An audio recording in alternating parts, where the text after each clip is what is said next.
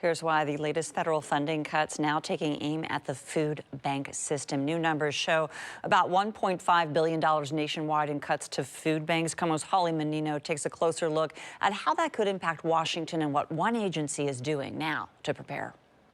At a time when more people are visiting food banks and food insecurity rates are at their peak, the cost to fund food programs is on the chopping block. And we're really concerned to see both at the state and the federal level, food insecurity benefits being seen and identified as a cost-saving measure. Ryan Scott is the Chief Development Officer at Food Lifeline, an agency that served 1.7 million clients and distributed more than 70 million pounds of food to Western Washington last year. There have been a couple of cuts that have been realized nationwide for food banks to the tune of about $1.5 billion. Cuts that are anticipated to have a ripple effect across the food system. Scott says Washington state will likely lose nearly $50 million in benefits. Food Lifeline is preparing for a loss of $2 million.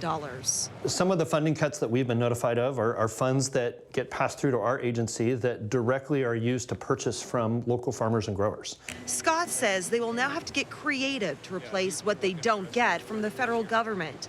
They'll look to the philanthropic community and others for help. We really do hope this is a call to action for everyone to donate, to volunteer, and most importantly, to use your voice, to connect with your legislator, and to share your concern and let folks know that food insecurity is an important issue and should remain at the top of the budget priorities. Holly Menino, KOMO News. Food Lifeline is also keeping a close eye on proposed state cuts, including to the Supplemental Nutrition Assistance Program, or SNAP. There's been talk about deep cuts to that program, as much of $25 million in monthly benefits.